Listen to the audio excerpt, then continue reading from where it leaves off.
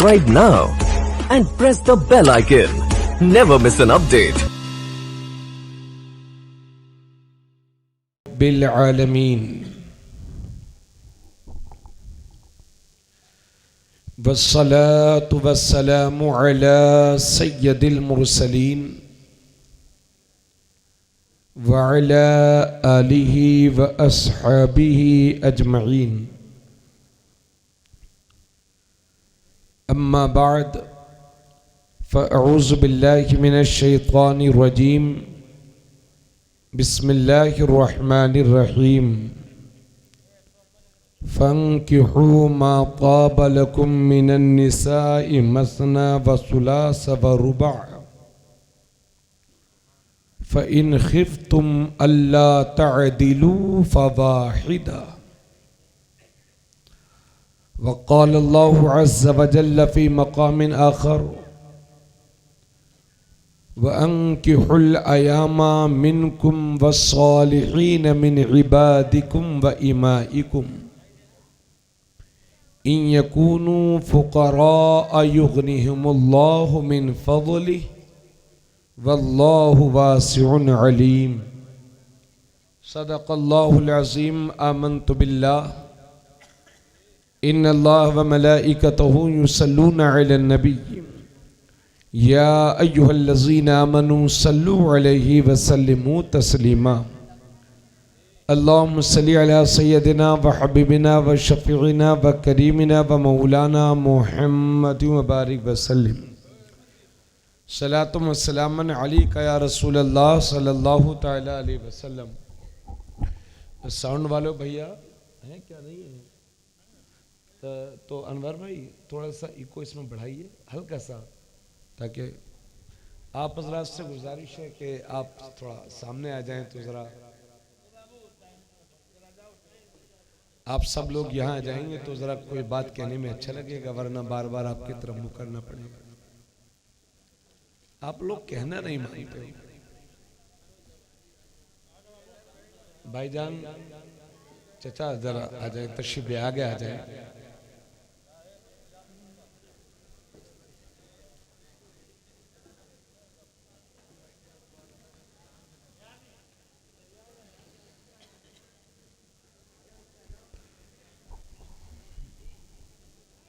हजरत तशरीफ लाएं, आ जाएं, आप लोग स्टेज पे आ जाएं, अगर अच्छा लगेगा। अच्छा कारी खुशी साहब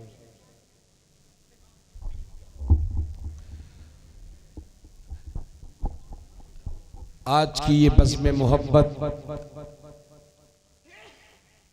रसूलुल्लाह सल्लल्लाहु अलैहि वसल्लम की सुन्नत की अदायगी के मौके पर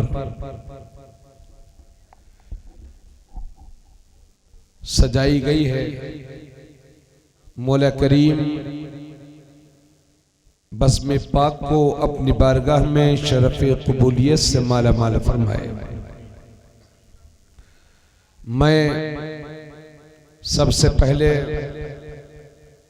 अज़ीज़म सल्लमहु मुदस्सिर रज़ा को मुबारकबाद पेश करता हूँ और उनके लिए दुआ गो हूँ मौला करीम आने वाली जिंदगी में बेपनाह खुशियाँ अता फरमाए और शादी को खाना आबादी का जरिया बनाए। नहीं जैसा पहले था वैसे ठीक है। मुबारक अली भाई और आपकी पूरी फैमिली को बहुत बहुत मुबारकबाद। मौला ताला शरफ़ क़बूलियत से माला माल फरमाए। अल्हम्दुलिल्लाह हमारे मिंबर पर बावक़ार उलमा तशरीफ़ रखते हैं, ख़ास तौर से सरपरस्त जलसा व सदर मोहतरम आलिम ज़ीशान असीर सरकार ताजुश्शरिया हज़रत अल्लामा रजबुल क़ादरी साहब, अल्लाह पाक उनकी उम्र में बरकत दे और उन्हें शिफाए कामिल व आजिल अता फरमाए। हमारे हज़रत अल्लामा मौलाना मुफ्ती इस्लामुल क़ादरी साहब ज़ीनत मिंबर हैं। हज़रत मौलाना अब्दुल करीम साहब अपनी सारी जिम्मेदारियों को बखूबी अंजाम दे रहे हैं। हमारे मुहिब मोहतरम हजरत कारी खुर्शीद साहब, उन्होंने आपके ज़रिए से दावत मोहब्बत पेश की और आज पहली बार आपकी बस्ती में आने का शरफ नसीब हुआ। मौला करीम मेरे आने को आपके लिए भी और मेरे लिए भी बरकतों का जरिया बनाए। आप हजरात परेशान तो नहीं है, भागेंगे तो नहीं है? हाँ, जहां मौलाना लोग ज्यादा होते हैं, अल्लाह ताला सलामत रखे आप सबको। तो तकरीर वगैरह शुरू की जाए। अभी हजरत में कन्नौज में नहीं, फर्रुखाबाद के कस्बा जरारी एक जगह है, 17 नवंबर को वहाँ तकरीर कर रहा था। तो मैंने लोगों से कहा, अफरा तफरी थी, मैंने लोगों से कहा भाइयों ऐसी तकरीर करने की कोशिश करूँगा कि जिसमें आप लोगों की शादी हो जाए। तो नौजवान तो आमीन कह ही रहे थे, उनके साथ में बूढ़े भी मौके का फ़ायदा उठा रहे थे। तो जलसे के बाद जब मैंने देखा हजरत एक चचा मी आए, तो एक मौलाना साहब बोले आपने भी आमीन कहा था ना। अब उन बूढ़ों से उनके बच्चे पूछ रहे हैं कि अब्बा आप भी आमीन कह कर आए थे। अल्लाह ताला सुन्नत को सुन्नत के मुताबिक करने की तौफीक अता फरमाए। आप हजरात थोड़ा सब्र का मुजाहरा फरमाएंगे। हम लोग चाहते हैं कि गुफ्तगू सुलझी हुई संजीदगी के साथ गुफ्तगू कर ली जाए। अल्लाह रब्बुल इज्जत कुरान करीम में इरशाद फरमाता है, फनकिहू मा ताब लकुम मिनन निसाई मसना व सुलासा व रुबा फ़इन खिफ्तुम अल्ला तअदिलू फवाहिदा। अल्लाह फरमाता है ऐसी औरतों से शादी करो जो तुम्हें पसंद आए, तुम्हें अच्छी लगे। पता चला कि इस्लाम अपनी पसंद की शादी करने की इजाजत देता है। देखो सुभान अल्लाह की आवाज आ रही है, माशाअल्लाह। समझ रहे हैं बच्चे से? आपके अब्बा भी यहीं बैठे बेटा।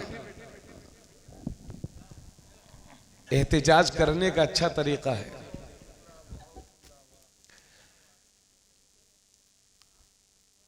अल्लाह फरमाता है जो औरतें तुम्हें अच्छी लगे, पसंद आए, उनसे शादी करो।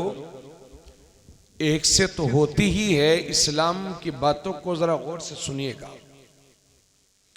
मसना दो दो, व सुलासा व रुबा तीन तीन और चार चार।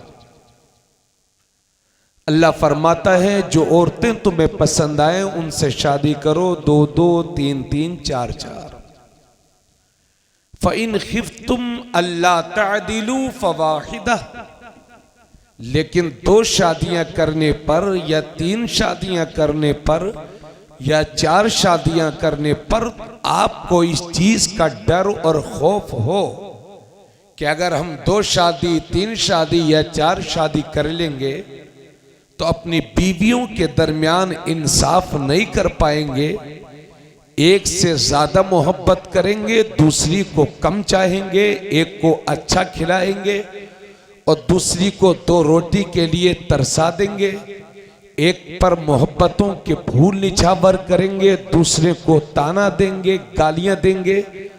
अगर ना इंसाफी का डर हो तो अल्लाह फरमाता है फवाहिदा, ऐसी सूरत में सिर्फ एक शादी करो। क्या बात, सुभान अल्लाह, सुभान अल्लाह। जरा बोलो सुभान अल्लाह।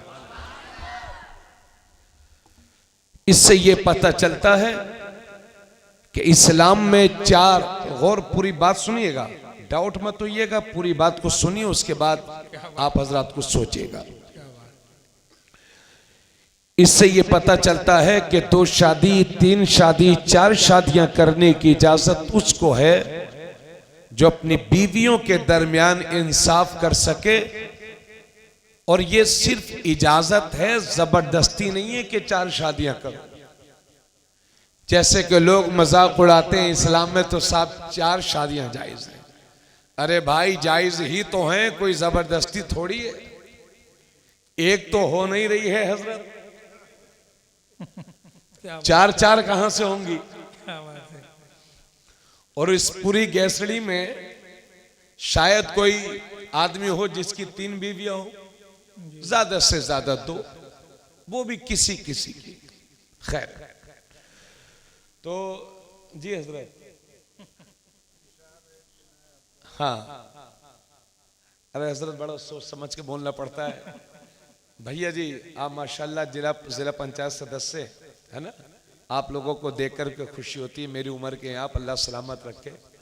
तो आप मेरा ये पैगाम पहुंचाएं, आप लोगों में दीनदारी रहेगी इंशाल्लाह, तो हमारी सियासत भी इंशाल्लाह एक न एक दिन कलमा पढ़ लेगी क्या इंशाल्लाह। बात है हजरत, वाह वाह, सुभान अल्लाह सुभान अल्लाह। ये दूसरी आयत करीमा सुने, अल्लाह फरमाता है व अनकिहुल अयामा मिनकुम वस्सालिहीन मिन इबादिकुम व इमाइकुम।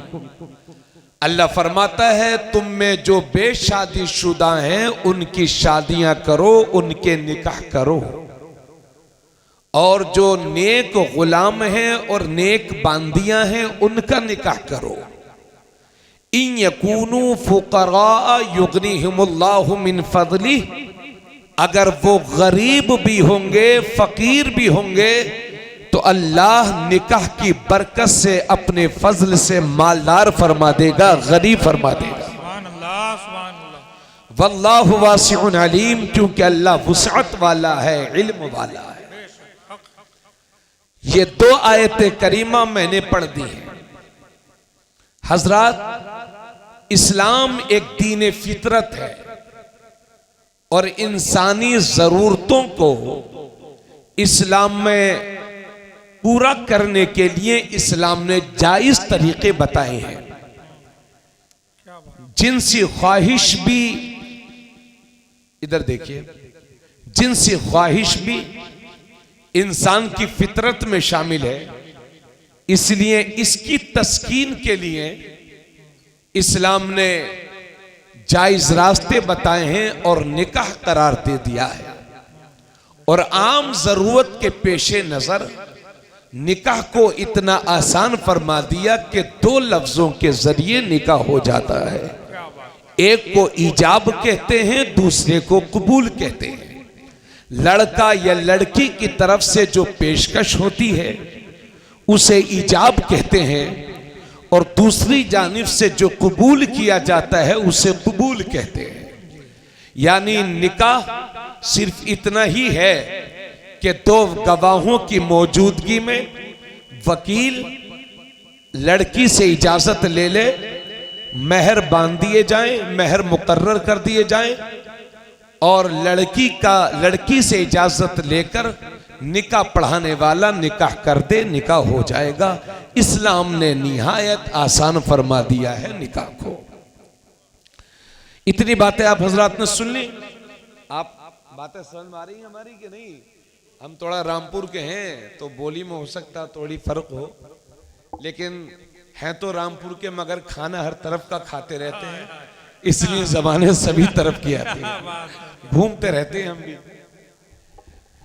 तवज्जो चाहूंगा, इस्लाम इजाजत देता है एक मर्द को एक वक्त में, अगर वो अपनी बीवी के नाने नफ्ते का यानी खर्च बर्दाश्त करने की हैसियत रखता है और बीवियों के दरमियान इंसाफ कर सके, इस्लाम ऐसे शख्स को इजाजत देता है कि अगर उसे जरूरत है तो दूसरी शादी कर ले, तीसरी कर ले, चौथी कर ले, मगर जिना ना करे।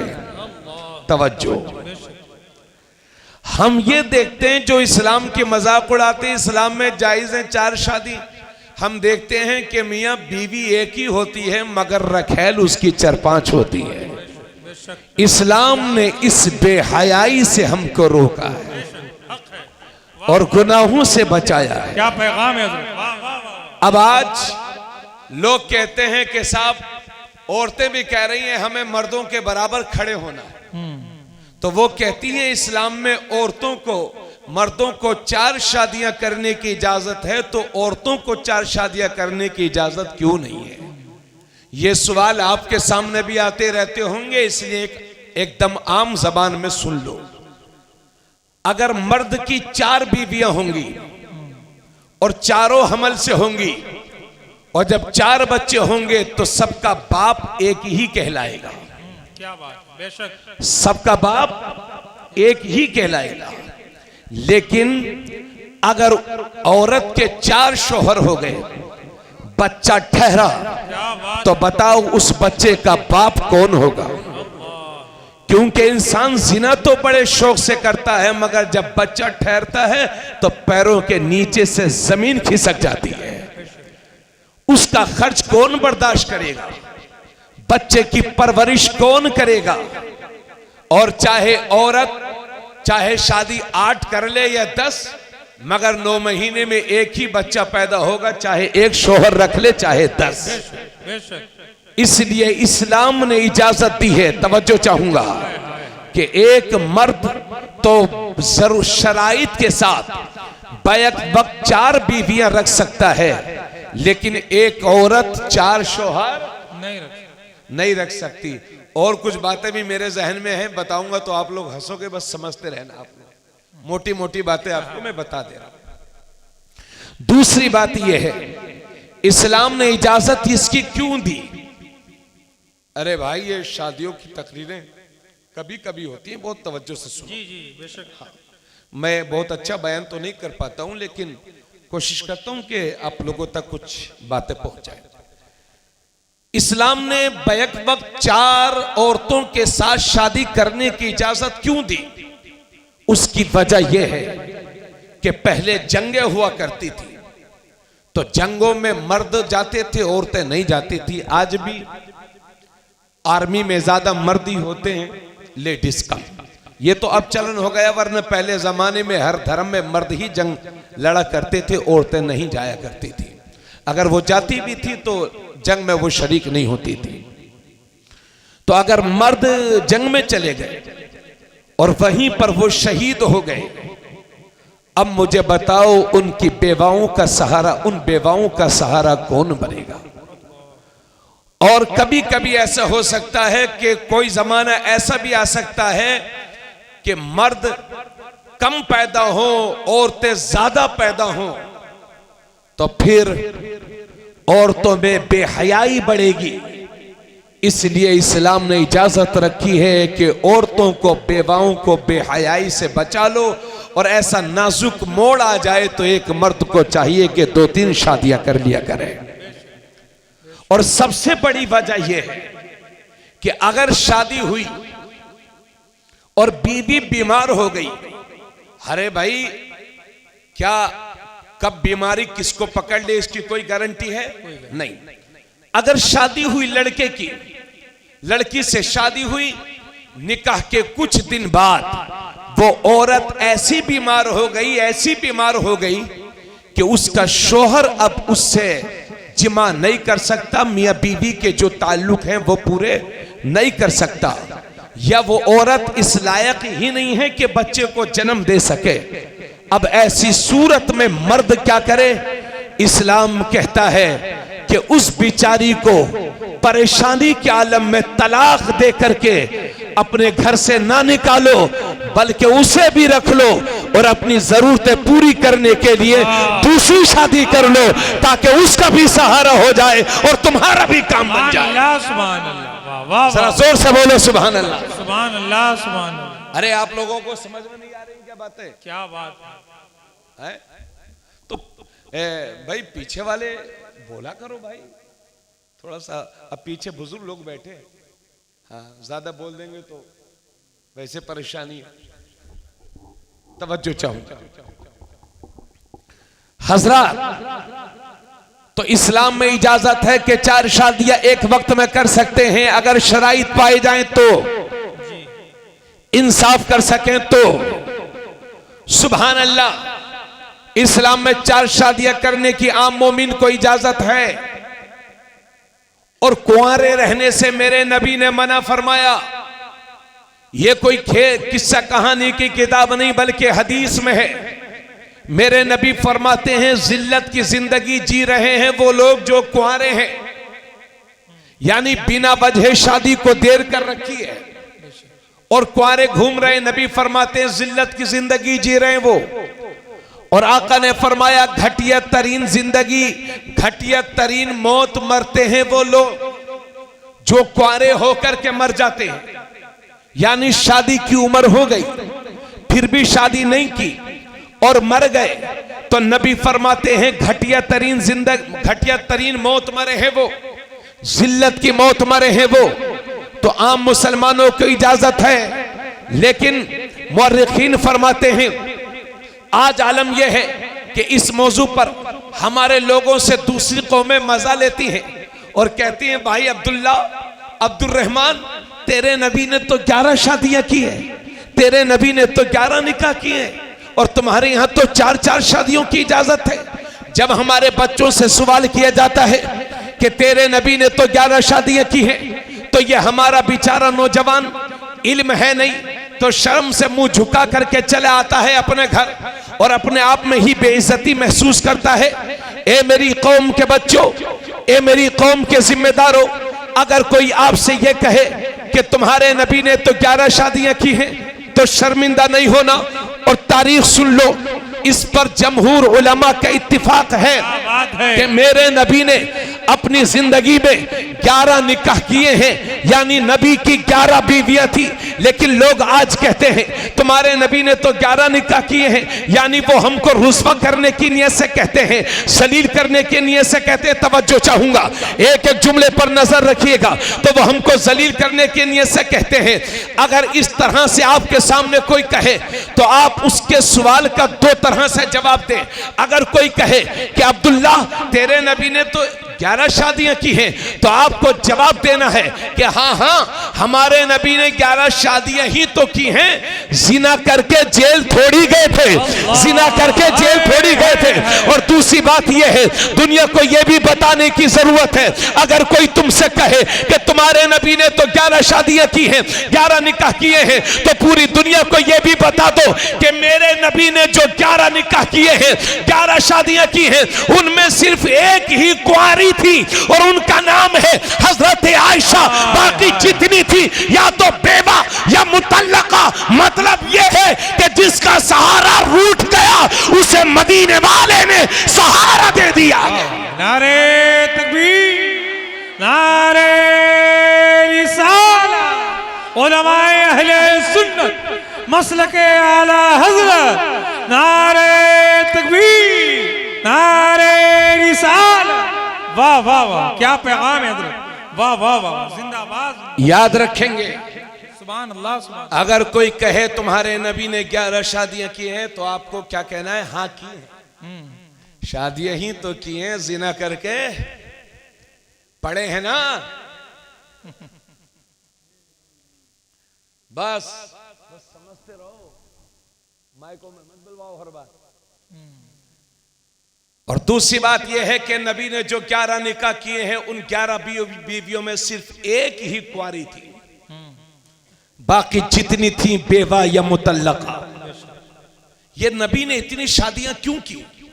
और यह भी आपको बता दूं कि नबी की जितनी भी औलाद है, वो मेरे नबी की पहली बीवी हजरत खदीजतुल कुबरा के बतने पाक से है।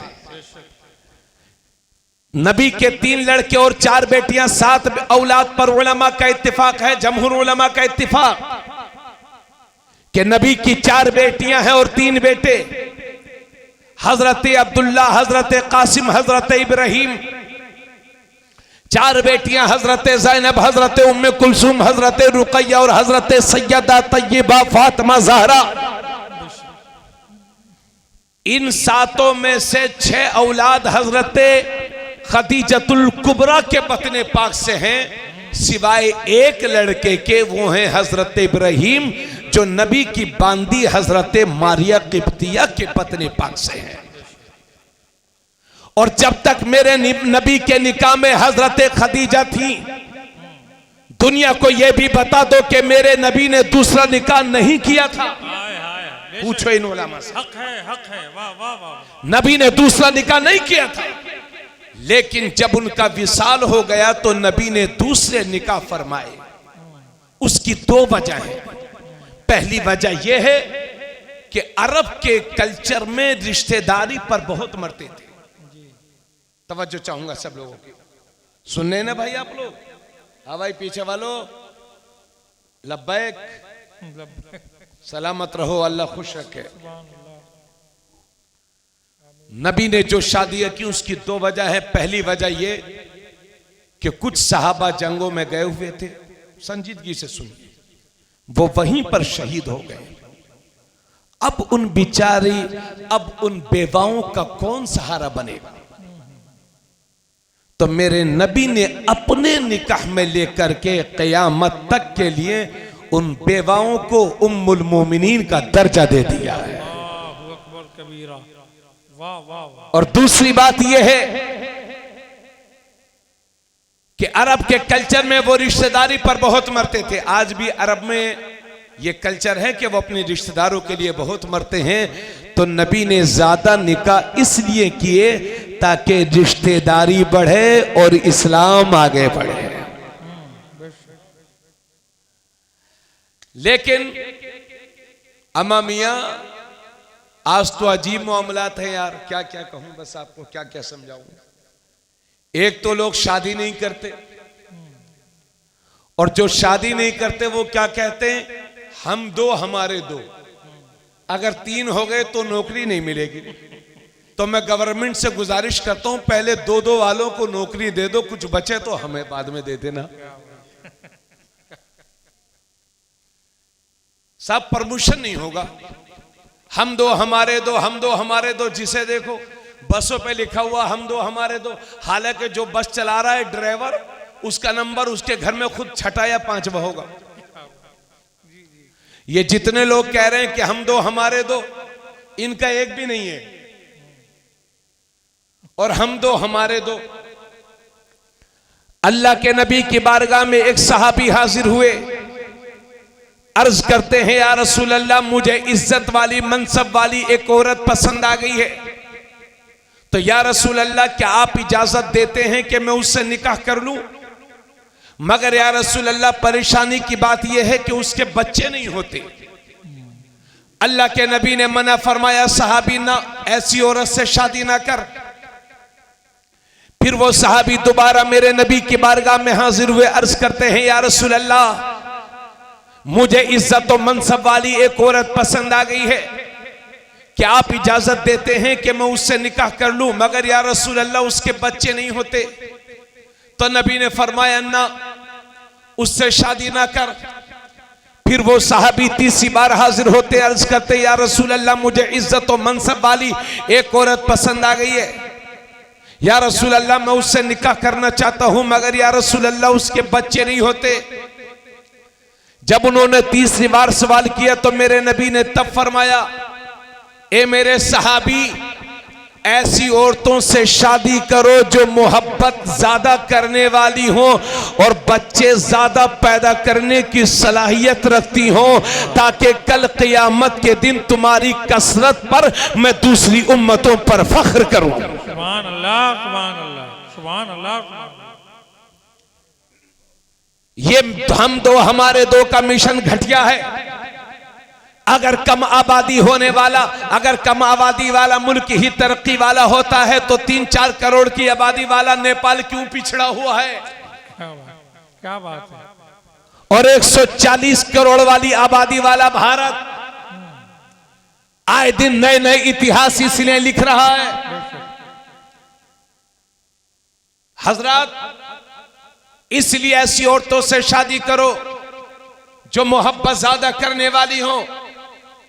और यह कैसे पता चलेगा कि किस औरत के कितने बच्चे होंगे? तो इसका कोई मालूम तो नहीं होता है, लेकिन पुराने जमाने में औरतों को तजर्बा होता था कि किस खानदान की लड़कियों के ज्यादा बच्चे होते हैं, उसी हिसाब से वो शादी किया करते थे। अब तो मियां औरों को क्या कहिए, हमारे जेब में 2 रुपये आ गए मुसलमानों की जेब में, तो इनकी बोली भी बदल गई। अब तो मास्टर साहब, इंजीनियर साहब, डॉक्टर साहब, वो भी हम दो हमारे दो। जबकि डॉक्टर साहब के अब्बा हम दो हमारे दो करते तो डॉक्टर साहब ही ना होते, न इंजीनियर साहब होते, न मास्टर साहब होते। लोग अबॉर्शन कराते हैं, माओं के पेट में बच्चों के मर्डर करते हैं, कत्ल करते हैं। नबी क़यामत से पहले पैदा होने के बाद बेटियों को जिंदा दफन कर दिया जाता था। नबी क़यामत के बाद आज भी बेटियों के कत्ल हो रहे हैं, बच्चों के मर्डर हो रहे हैं। फर्क यह है कि पहले पैदा होने के बाद कत्ल किया जाता था, आज पैदा होने से पहले ही अबॉर्शन करा दे रहे हैं लोग। ए लोगों, अल्लाह कुरान में फरमाता है वला तक़्तुलू औलादकुम खश्यत इमलाक नहनु नर्ज़ुकुकुम व इय्याहुम। अल्लाह फरमाता है अपनी औलाद को गरीबी की डर से कत्ल ना करो, हम तुम्हें भी रिस्क देंगे, हम उन्हें भी रिस्क देंगे। वाह वाह, जरा जोर से बोलो। इसलिए हम दो और जितने अल्लाह दे वो सब। अरे बोलो यार, कुछ समझ तो। स्कीम कितनी चला लो मगर गांव वाले तो भाई अपने हिसाब से चलेंगे। क्यों मुबारक भाई? और चलो यार अपने हिसाब से। जी जी। 5 किलो अनाज में यार पूरा खानदान थोड़ी पड़ेगा ना। अगर 5 रोटी खाएगा तो 10 रोटी कमा के भी तो लेकर आएगा ना। जी, अल्लाह जितनी औलाद दे, ये जितने दो हम दो हमारे दो वाले हैं, कभी कभी एक बच्चे के लिए भी तरस जाते हैं। इसलिए अल्लाह की कुदरत को, अल्लाह के अजाब को दावत ना दिया करो। और ये घटिया तरीन सोच है, इस्लाम के खिलाफ सोच है, इससे परहेज करो। आप तवज्जो है आप लोगों की, आगे बढ़ाई जाए तकरीर। मैं छत्तीसगढ़ गया था एक बार तरावी सुनाने के लिए, हजरत मुफ्ती साहब। तो मैं तरावी सुनाते सुनाते मैंने सोचा कि लाओ कंप्यूटर सीख लूं। तो रमजान शरीफ का महीना पड़ता था, मैं रोनाही में अल-जामिअतुल इस्लामिया कस्बा रोनाही जिला फैजाबाद में। तो मैंने सोचा लाओ कंप्यूटर सीख लूं दिन में। तो मैं एक जैन के यहाँ जाने लगा कंप्यूटर सीखने के लिए। 4-5 दिन के बाद वो जैन मुझसे बोला कि आप धर्म गुरु हैं क्या? मैंने कहा रे भाई मैं धर्म गुरु नहीं हूं, बस छोटा सा आदमी हूं। बोले मतलब आप ही लोग धर्म गुरु होते हैं? हाँ, हमने कहा धर्म गुरु मौलाना लोग ही होते हैं। तो कहने लगा क्या आपकी शादी होगी? गौर करिए उनके जुमलों पर। आप धर्म गुरु हैं तो आपकी शादी होगी?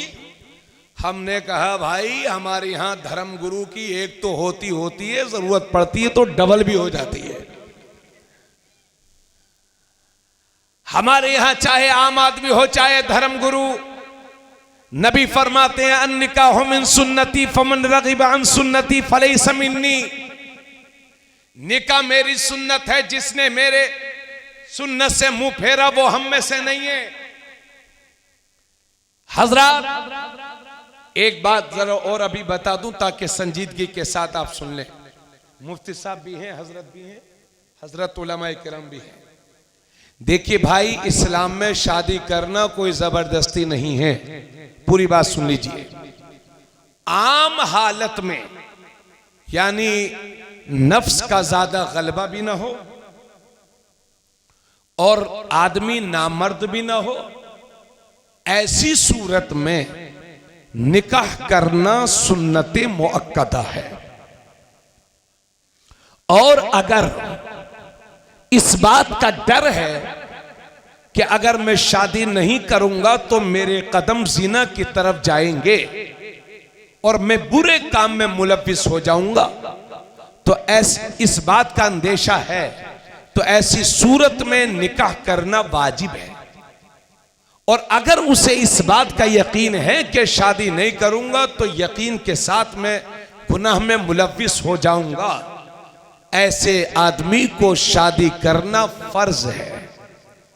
और जो शादी की इस बात का डर है कि अगर मैं शादी कर लूंगा तो या तो बीवी का खर्च नहीं उठा पाऊंगा या बीवी का जो हक होता है वो अदा नहीं कर पाऊंगा, अगर इस बात का अंदेशा है तो ऐसे शख्स को शादी करना मकरूह है।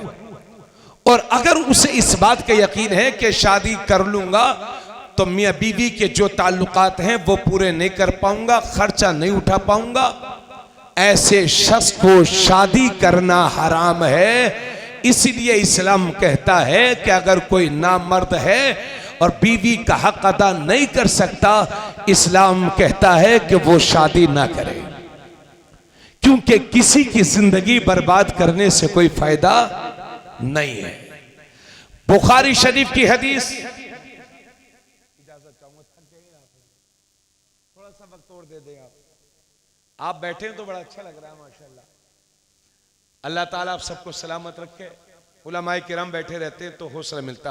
बुखारी शरीफ की हदीस सुनिए मेरे भाइयों। या माशर शबाब मन इस्तता मिनकुमुल बाअत फल्यतज़व्वज फइन्नहु अगद्दु लिलबसर व अहसनु लिलफर्ज व मन लम यस्तति फअलैहि बिस्सौम फइन्नहु लहू विजा। नबी करीम सल्लल्लाहु अलैहि वसल्लम फरमाते हैं, ए नौजवानों के गिरोह, तुम में से जो शादी की इस्तिताअत और हैसियत रखता है उसे चाहिए कि शादी करे, क्योंकि ये शादियां निगाहों को अजनबी औरतों की तरफ जाने से बचाती हैं और ये शादियां शर्मगाहों की हिफाजत करती हैं। और तुम में से जो शादी की इस्तिताअत नहीं रखता, अल्लाह के नबी फरमाते हैं उसे चाहिए कि रोजा रखा करे, क्योंकि रोजा शहवत को तोड़ दिया करता है। यह है बुखारी शरीफ की हदीस जी।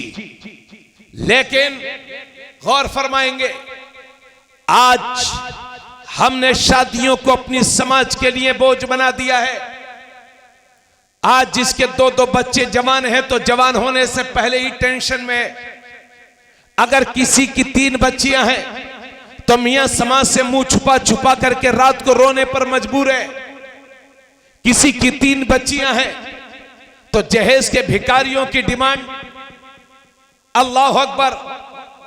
आज आलम यह है कि लोग जमीनें बेच बेच के जहेज दे रहे हैं, लोन ले लेकर के जहेज दे रहे हैं, कर्ज ले लेकर के जहेज दे रहे हैं। हजरात, इस्लाम ने निकाह को निहायत आसान फरमाया था, लेकिन हमारी बुरी रस्मों ने निकाह को निहायत बोझ बना दिया है। हजरत, एक बात इजाजत हो तो मैं आपसे कह दूं, इजाजत है आप लोगों की? बहुत संजीदगी के साथ सुनिए, मेरा दिल नहीं कर रहा था, मगर चूंकि बात ये बलरामपुर की है इसलिए मैं सोच रहा हूं सुना दूं, और जब तक मैं सुना नहीं लूंगा उससे मुझे चैन नहीं मिलेगा, इसलिए सुन ही लो। हजरत, ये बिश्रामपुर है करीब में आपके।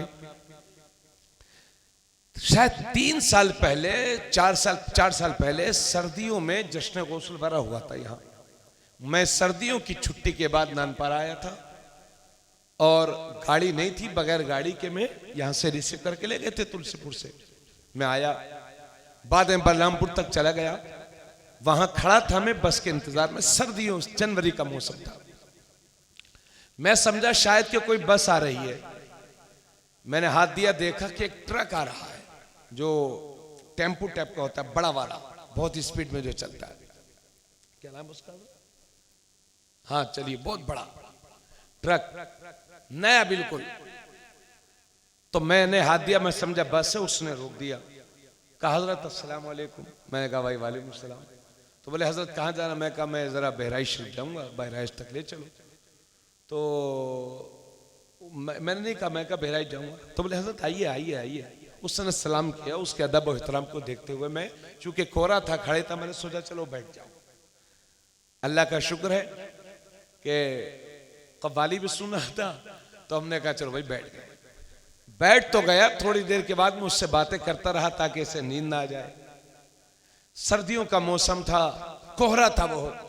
हमने कहा भाई साहब आप कहाँ जा रहे हैं? बोले हजरत मुंबई जाऊंगा। तो मैंने पूरा सिस्टम पूछा, उसके बाद मैंने कहा ये गाड़ी आपकी है क्या? बोले हाँ हजरत मेरी है माशाल्लाह। तो मैंने कहा भाई साहब आपने कितने रुपए के लिए?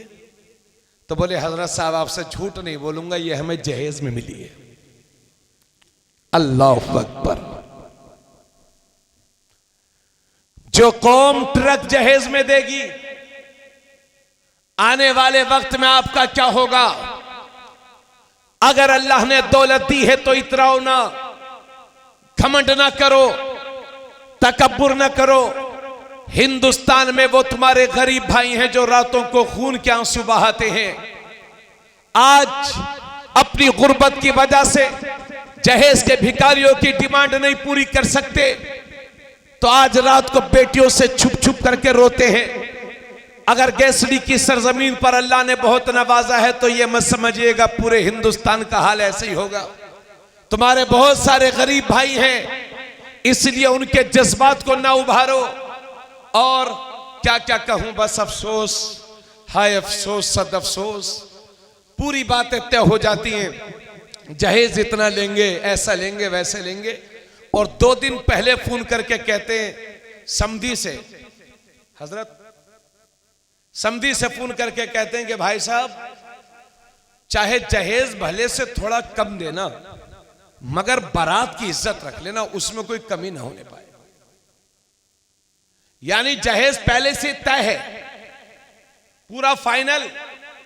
उसके बाद कह रहे हैं भले से जहेज कम देना मगर बारात की इज्जत बहुत होनी चाहिए। और ये मुसलमान भी मरा फिरा है इज्जत इज्जत।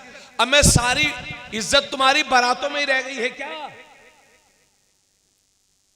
मस्जिदों में इज्जत नहीं है, सारी इज्जतें बारातों में रह गई हैं। पेट भर के चिकन फ्राई खाएंगे, उसके बाद कहेंगे इसमें नमक कम था।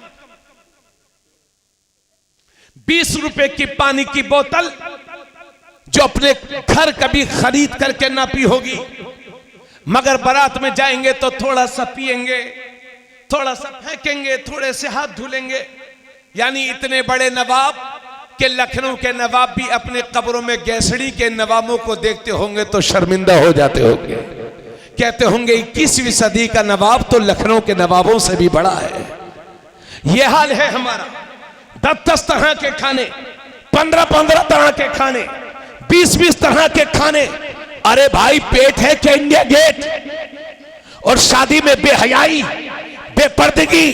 खुदारा अपने हाल पर तरस करो, तरस खाओ। आज मैं आपसे पूछूं कि सबसे बेहतरीन शादी कौन सी है, तो आप कहेंगे हजरत सबसे बेहतरीन शादी वो है जिसमें 10 तरह का खाना हो। सबसे बेहतरीन शादी वो है जिसमें 4 पहिए जहेज में मिले। सबसे बेहतरीन शादी वो है जिसमें मान सम्मान ज्यादा हो। लेकिन तुम्हारे नबी, मेरे नबी फरमाते हैं इन्ना आज़मन निकाह बरकतन ऐसरहु मुना। नबी फरमाते हैं बेशक सबसे ज्यादा बरकत वाला निकाह वो है, सबसे ज्यादा बरकत वाली शादी वो है जो कम से कम खर्च में मुनक्किद हो जाए। जरा जोर से बोलो सुभान अल्लाह।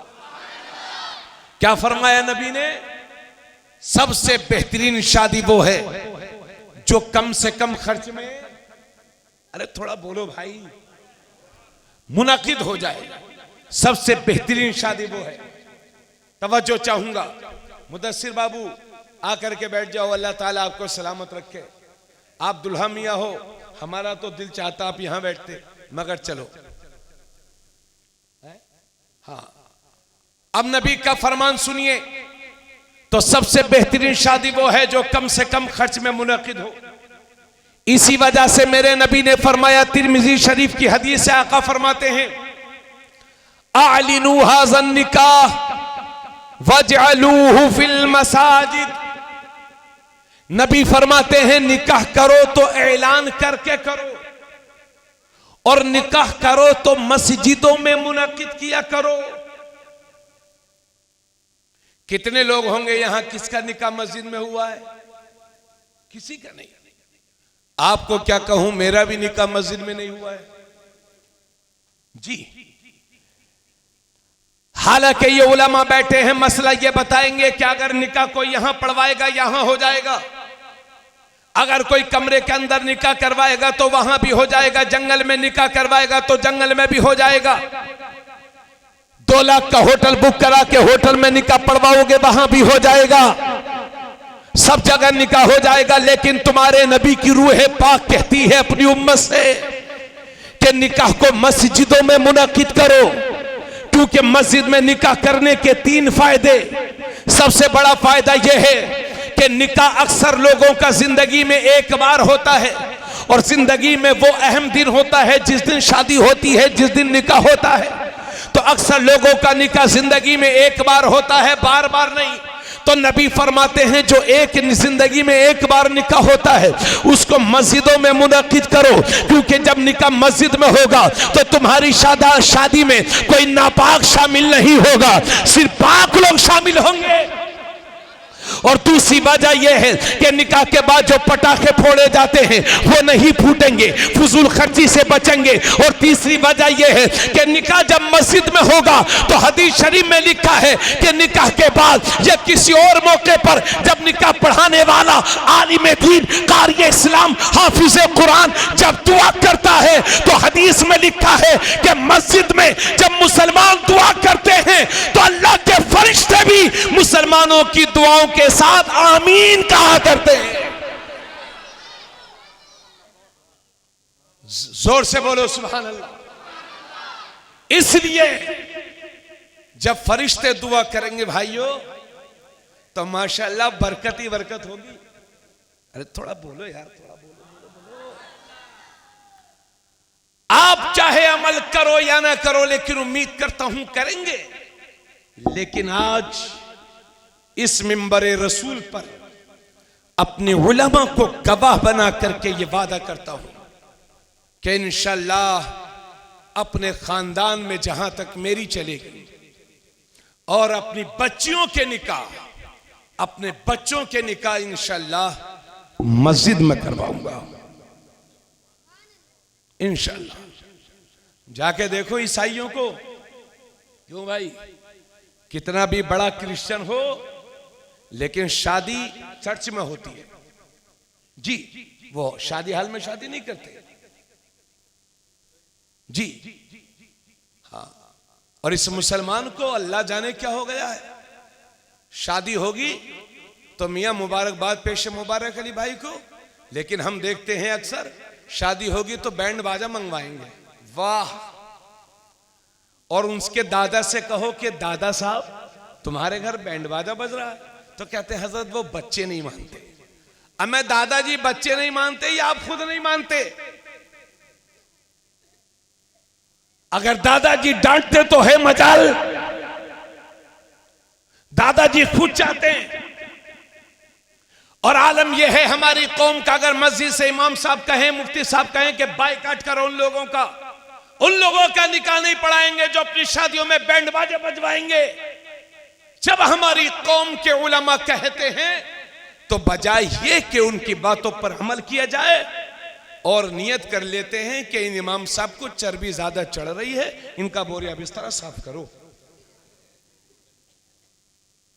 कितने लोगों की इमामतें खत्म हो गई और इमाम साहब को चिढ़ाने के लिए कोई मना करेगा तो और ज्यादा चिढ़ाने के लिए और बड़ा बैंड बाजे डीजे। अब मैंने बहुत कोशिश की है इसके लिए कि मेरी कौम में सुधार आ जाए। जाएंगे बारात लेके, डीजे बजेगा और मियां दो चार लफंगे चश्मा लगाएंगे 20 रुपए वाला, फटी हुई पैंट और मुंह में पान गुटखा, बाल कलर नीले हरे पीले, और मियां नाच रहे। अब मैं बंदर है तू नचनिया है, तेरी यही हैसियत है? अल्लाह और उसके रसूल का कोई डर नहीं है? तुम्हारी कौम किस हालत से गुजर रही है तुम्हें खबर नहीं, लेकिन मेरी कौम के लोग नौजवान नाचने में लगे हैं। याद रहे, जिस कौम के नौजवान मुतहर्रिक होते हैं वो कौम नए नए इतिहास लिखा करती है, और जिस कौम के नौजवान ही बेकार हो गए हो उस कौम की इज्जत का जनाजा ना निकलेगा तो और क्या।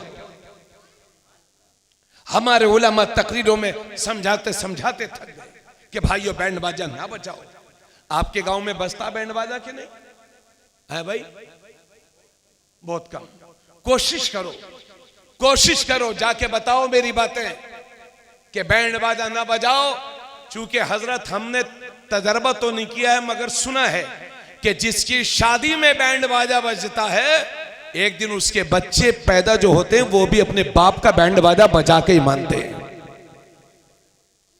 इसलिए अपना बैंड बाजा नहीं बजवाना चाहते हो तो बच्चे की शादी में बैंड बाजा ना बजाओ।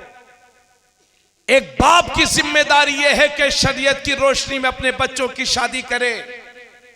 बाप की जिम्मेदारी यह है कि अपने बच्चे का मुनासिब रिश्ता देके अच्छे खानदान में देखे। अभी हमारे हजरत ने तकरीर की थी कि 4 वजहों से शादी होती है। तुम दीनदार लड़की को इख्तियार करो जी। और एक बात बड़ी अच्छी याद आ रही है, उसको बड़ी संजीदगी के साथ सुने। हजरत उमर का नाम सुना है ना? हजरत उमर बिन खत्ताब, उनके जमाने में एक दिन वो गश्त पर निकले हुए थे रात में, तो क्या देखते हैं उनके कानों में एक बात सुनाई पड़ती है कि एक औरत है जो रात में दूध दुआ करती थी, तो दूध में वो पानी मिलाया करती थी जैसे कि दूध बेचने वाले लोग करते हैं। अब नाजायज में नहीं रह गया मुझे लगता है, चूंकि लोगों को भी मालूम है ये पानी मिलाए बगैर मानेगा नहीं, तो बगैर पानी वाला रेट अलग होता है और पानी वाला रेट अलग होता है। पानी वाला दूध 40 रुपए किलो मिलेगा, बगैर पानी वाला 60 या 50 को। आपके यहां आगे पीछे कोई फर्क नहीं, लेकिन 60 वाले में भी दूध में पानी मिलाएगा तब शरीयत के नजदीक वो मुजरिम है जी। तो वो औरत पानी मिला रही थी दूध में, तो उसकी लड़की वहीं खड़ी हुई थी। उसने कहा, अम्मी जान, हजरत उमर तो नहीं देखते होंगे, मगर अम्मी जान ये जो काम आप कर रही हो इसको आपका अल्लाह तो देखता होगा, परवरदिगार तो देख रहा होगा। हजरत उमर उसकी इस बात को सुन रहे थे। बेटे की ये जुमले उन्हें बहुत पसंद आए और अपने बेटे हजरत आसिम का निकाह उस लड़की के साथ कर दिया। यानी एक गरीब लड़की के साथ हजरत उमर ने दीन देखते हुए, ईमानदारी देखते हुए निकाह कर दिया। मगर अल्लाह जाने मेरी इस कौम को क्या हो गया है, और शादियों में जो बेहयाई, जो बेपर्दगी का मुजाहरा हो रहा है, बस अल्लाह करम फरमाए इस कौम पर। 50-50 साल की औरतें, 60 साल की औरतें मियां लाली पाउडर लगा करके, जिनके कई नवासे हो चुके हैं, पोते हो चुके हैं, समझे, पोती पोतियां वाली हैं, नवासे नवासी वालियां हैं, मगर शादी ब्याह के मौके पर लाली पाउडर लगा करके इस्लामी हया और वकार की धज्जियां उड़ा रही है। शर्म नाम की कोई चीज नहीं है। ना मियां कंट्रोल कर पा रहे हैं, ना मौलाना साहब की तकरीर का कोई असर है। यह है बेपर्दगी का आलम। बोलो ऐसे ही है ना? हाँ। और वलीमा पे बात कर लें। मुबारक अली भाई, आपके यहाँ वलीमा होता है कि मंडा होता है? वलीमा कहीं कहीं इलाकों में एक दिन पहले खाना खिलाया जाता है, उसे मंडा बोलते हैं, और दूसरे दिन शबे जुफाफ के बाद या खलवत सहीहा के बाद जो दूसरा दिन आता है, उस दिन जो होता है, उस खाना होता है, उसे वलीमा कहते हैं। बुखारी शरीफ में है, हजरत अनस इसके रावी है। अल्लाह के नबी फरमाते हैं, औलिम वलो बिशातिन, वलीमा करो अगरचे एक बकरी का ही सही, वलीमा करो। वलीमा मेरे नबी की सुन्नत है। और क्या नाम है भाईजान आपका? भाईजान शाहबाज भाई, आप तो माशाल्लाह जिला पंचायत सदस्य हैं। एक बात आपसे लगती है तो मैंने सोचा आपका नाम पूछ लूं। नहीं, बस इंशाल्लाह अब इनके लिए जिला पंचायत सदस्य ही कोई ढूंढ लो, लेडीज तो अच्छा रहेगा। अल्लाह, हाँ माशा, अच्छा माशा, अल्लाह दीनदार आपकी बीवी अता फरमाए, आपको बीवी अता फरमाए, आपके निकाह को खैर और बरकत का जरिया फरमाए। जब भी हो अल्लाह करे जल जल हो, अल्लाह का दिया सब कुछ है। तवज्जो, ये हजरत मुस्लिम शरीफ की हदीस है। नबी फरमाते हैं, शर्रु तामी तामुल वलीमा युदआ लहल अगनिया व युतरकुल फुकरा। नबी फरमाते हैं कि सबसे बुरा खाना, तवज्जो, सबसे बुरा खाना वलीमे का वो खाना है कि जिसमें अमीरों को तो बुलाया जाए और बेचारे गरीबों को छोड़ दिया जाए। ये मैं नहीं कहता हूं, ये हदीस पाक कहती है, मुस्लिम शरीफ में ये हदीस है। आज हम देखते हैं शादियों में, शादी करेंगे 1 लाख का होटल बुक है तो मियां विधायक जी को दावत देंगे और आसपास के प्रधानों को, चेयरमैनों को, ताकि ज्यादा गाड़ी आए तो पता चले कि फला साहब की है शादी, जबकि विधायक जी नाम भी नहीं जानते, विधायक जी नाम भी नहीं जानते। लेकिन ये गया था, चूंकि वोटर था तो आज चले आए। अरे भाई वो तो मौका तलाशते हैं कि पब्लिक समाज का कोई प्रोग्राम मिले तो हम लोग चले, ताकि उसी में थोड़ा बहुत प्रचार हो जाए। जैसे हम लोग जलसे तलाशते, वैसे नेता लोग सभा तलाशते, आदमी तलाशते, कोई बुरी बात भी नहीं है। जैसे दुकानदार कस्टमर तलाशता है, ऐसे नेता लोगों के वोटर कस्टमर है, तो भाई वो पहुंच जाते हैं। विधायक जी पहचानते भी नहीं, उनको दावत दे रहे, मगर किसी गरीब को दावत इसलिए नहीं देते कि अगर वो फटे पुराने कपड़े पहन के आ जाएगा तो मेरी इज्जत का जनाजा निकल जाएगा। यही वजह है कि हम देखते हैं जब बाप का 40वां होता है या 20वां, तो इमाम साहब आप मेरे अब्बा का 40वां है और आज शाम को घर पे ही खाना खाना है और मदरसे के जितने बच्चे हैं सबको लेकर आइएगा, कोई छूटने ना पाए। और जब शादी होगी तो बस इमाम साहब ने निकाह पढ़ाया और छुट्टी। अगर मदरसे का गरीब बच्चा आ जाएगा तो वो फटे पुराने कपड़े पहन के आएगा, मेरी इज्जत क्या रह जाएगी। अगर यही घटिया सोच है तो लोगों, तुमने तलबा के बदन पर फटे पुराने कपड़े देखे हैं, मगर नबी फरमाते हैं जो दीन का तालिब इल्म होता है, अल्लाह के मुकद्दस फरिश्ते उसके कदमों के नीचे अपने पैरों को बिछाए चलते हैं। इसलिए अगर शादी करो, 11वीं करो या कोई और मौके पर खाना खिलाओ तो अपने गरीब भाइयों को जरूर पूछा करो। भाई मालदार की दोस्ती मालदारों से होती है, गरीबों की दोस्ती गरीबों से होती है। तो अगर कोई मालदार शादी करेगा तो मालदार ही को बुलाएगा, लेकिन कम से कम चंद गरीब तो हो। अमा मियां मालदार तो रोज खाते हैं, तुम्हारे यहां खाके कोई दुआ नहीं देंगे, उनको खिलाओ कि जो एक वक्त बेहतर खाने के लिए तरसते हैं। उस गरीब के दिल से जो दुआ निकलेगी वो दुआ अमीरों के मुंह से नहीं निकल सकती है। मैं बुराई नहीं कर रहा हूं अमीर और गरीब, अमीर भी हमारे भाई है, गरीब भी हमारे भाई है। और एक हदीस पाक इस मौके पर और याद आ रही, इजाजत है हजरत? अच्छा भाई, आपके गांव में कुछ ऐसे लोग भी होंगे कि उनकी दावत करो या ना करो, समझ गए? दावत करिए या मत करिए मगर हर जगह उपलब्ध मिलेंगे, इसलिए लोग उनकी दावत कर ही देते हैं कि इसको तो वैसे भी आना है। एक दिन पहले से ही आ जाएगा कि भाई साहब काम बताओ मुझे, हमारे लायक कोई, तो आदमी कहता बस यही काम है कि कल को आके खाना खा लेना।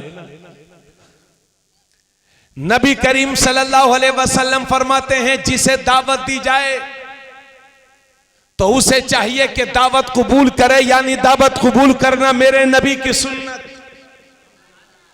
और नबी फरमाते हैं जो बिना वजह शरई किसी दावत का इनकार करता है उसने अल्लाह और उसके रसूल की नाफरमानी की है। अगर कोई दावत दे तो दावत कबूल करो और जाओ भी। और उसी हदीस में पूरी हदीस सुनो, नबी फरमाते हैं जब कोई दावत दे तो बिना वजह शरई उसकी दावत का इनकार ना करो बल्कि उसकी दावत को कबूल करो। और उसी हदीस में नबी फरमाते हैं जो बगैर दावत के कहीं गया तो वो चोर बन के दाखिल होता है और डाकू बन के बाहर निकलता है। चोर उसे कहते हैं कि आदमी सोया था या इधर उधर नजर भटकी थी, उसकी दिमाग भटका था, चोर आया माल लेके भाग गया, उसे चोर कहते हैं। और डाकू उसे कहते हैं कि आया, जगाया, कान पे लगाया, माल का सफाया, वो है डाकू। और चोर उसे कहते हैं घर वाले सोए थे या मालिक सोए तो उठा के भाग गया, वो चोर है। तो नबी फरमाते हैं जो बगैर दावत के कहीं गया तो वो चोर बन के दाखिल हुआ और डाकू बन के बाहर निकला। इसलिए दो बोटी और दो रोटी के चक्कर में शरीयत के नजदीक चोर न बनो, ईमान के मजबूत बनो भाइयों। और इजाजत हो तो चंद बातें और, परेशान तो नहीं है आप?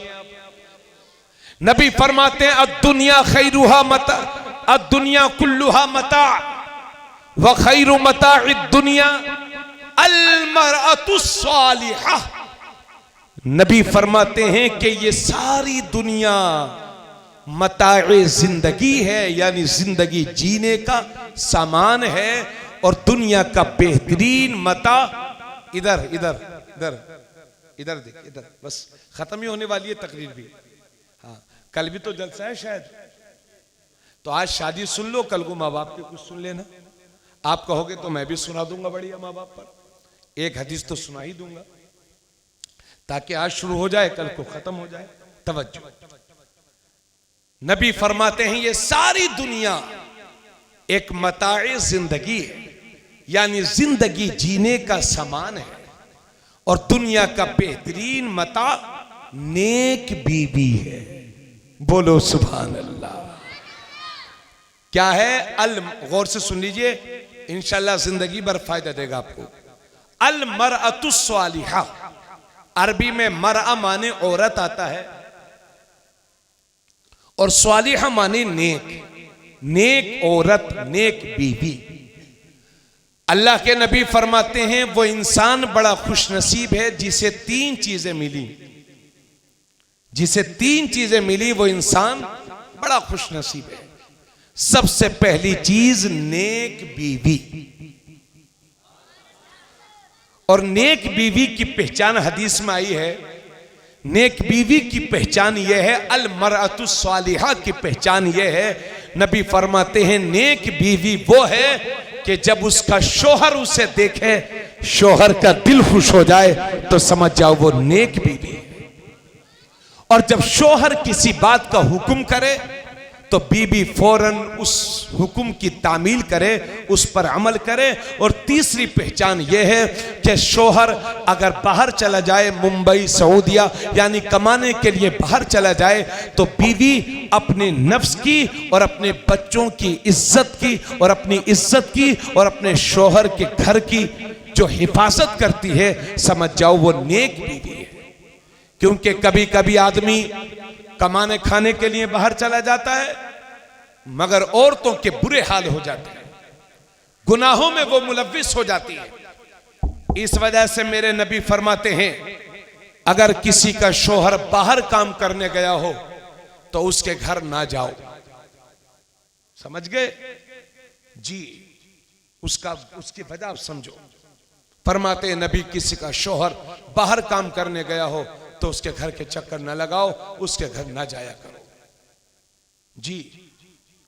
तो वो नेक बीवी है। नबी फरमाते हैं वो इंसान बड़ा खुशनसीब है जिसे तीन चीजें मिली, नेक बीवी, और दूसरी चीज अच्छा मकान, यानी घर अच्छा हो, सारी सुविधा हो, या घर बड़ा हो और या घर छोटा हो मगर सारी चीजें उसमें हो आराम की, पर्दे की।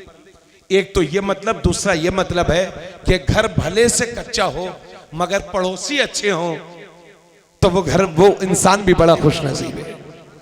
क्योंकि अगर पड़ोस मैं कहां जा रहा हूं ये मेरे अब्बा को बाद में मालूम रहता, पड़ोसी को बहुत फिक्र रहती है कि कहां जा रहा है। यानी डाकिया, पूरे डाकिया होते हैं बात पड़ोसी।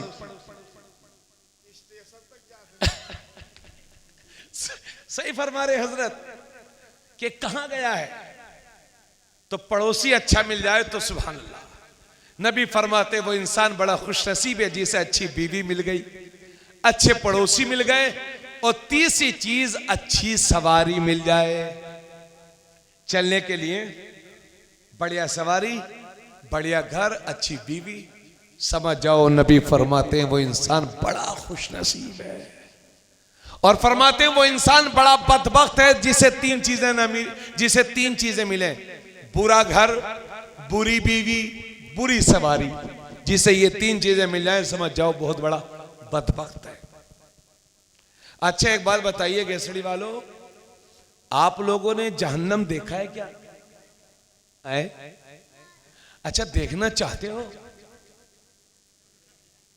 है? बिल्कुल नहीं। बहुत वकीना अज़ाब अन्नार, हम दुआ करते हैं अल्लाह हमें अज़ाब दोज़ख से बचाए, लेकिन फिर भी थोड़ा बहुत तो कुछ। अब जनवरी की सर्दी का मजा उसे ही आएगा जो जहन्नम की गर्मी को सह चुका होगा। मीठे का मजा उसे ही आता है जो इसका नमकीन खा के पेट भर गया होगा। ठंडा पानी उसी को अच्छा लगता है जो जिंदगी भर गर्म पीता होगा। यानी इन चीजों का तभी पता चलेगा कि अच्छा क्या है। तो जन्नत का मजा चाहने के लिए जहन्नम, यही वजह है कि जन्नतियों को जहन्नम दिखाई जाएगी और जहन्नमियों को जन्नत की खिड़की खोल के जहन्नमियों को दिखाया जाएगा कि अच्छे अमल करते तो इसमें रहते। लेकिन भाइयों, आप लोग गेसड़ी में ही जहन्नम की छोटी सी झलकी देखना चाहते हो?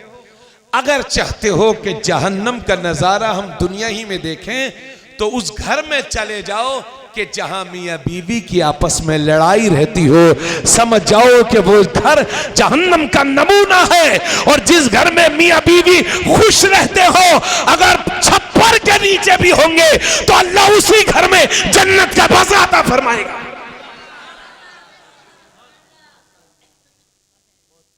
इसलिए घरों को लड़ाइयों से बचाओ। और अगर एक बात और अच्छी लगे तो हजरत, बहुत जमाने के बाद उस बात को याद कर रहा हूं, लोग अच्छे हैं इसलिए सोच रहा हूं बता दूं। देखो भाई, झूठ बोलना हराम है, लेकिन 3 जगह झूठ बोलना जायज है। पहली जगह, जब मुजाहिद जंग में होता है तो वो इस तरह का सहारा ले सकता है जैसे कि हजरत कासिम ने उससे कहा था कि तुझे तो घोड़े की नकील भी कसने नहीं आती। जैसे ही झुका, अरज़क के 2 टुकड़े कर दिए। जब समाज में जैसे गांव में 2 फिरके हो जाएं, 2 पार्टी हो जाए, तो शाहबाज भाई गए और एक पार्टी से कहा कि यार तुम लोग अच्छे नहीं हो यार, तुम लोग उनकी बुराई कर रहे थे और वो लोग कह रहे थे यार बताओ हमारी ही गलत। यानी ऐसी बातें कर रहे हैं कि जिसकी वजह से दोनों पार्टियों के दिल में मोहब्बत आ जाए, हालांकि ये कहीं नहीं गए थे। इस तरह का झूठ के जिससे समाज में इत्तिहाद आ जाए, बकदरे जरूरत जायज है।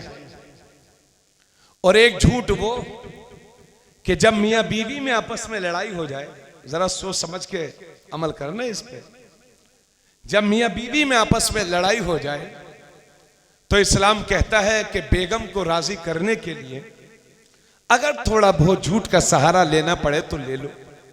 क्योंकि अगर बेगम नाराज हो गई तो बच्चे को स्कूल जाना है 8 बजे और सर को जाना है 7 बजे और बेगम उठ रही है, सो के उठ रही है 9 बजे, तो बच्चे का स्कूल खत्म होगा, सर की नौकरी छूटेगी, घर बर्बाद होगा।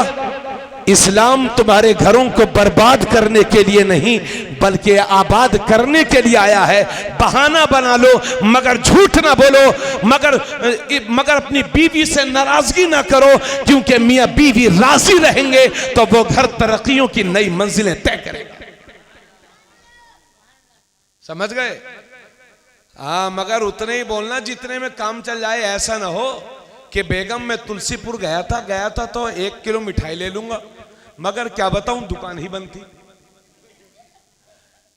कि बेगम मैं अमीनाबाद गया था, लखनऊ, सोचा था कि एक जोड़ा लखनवी चिकन वाला तुम्हारे लिए ले लूं, मगर देखा कि उस दिन हड़ताल थी वहां अमीनाबाद में। तो अल्लाह सब जानता है। हाँ, बस उतना ही सहारा कि आपका घर टूटने ना पाए।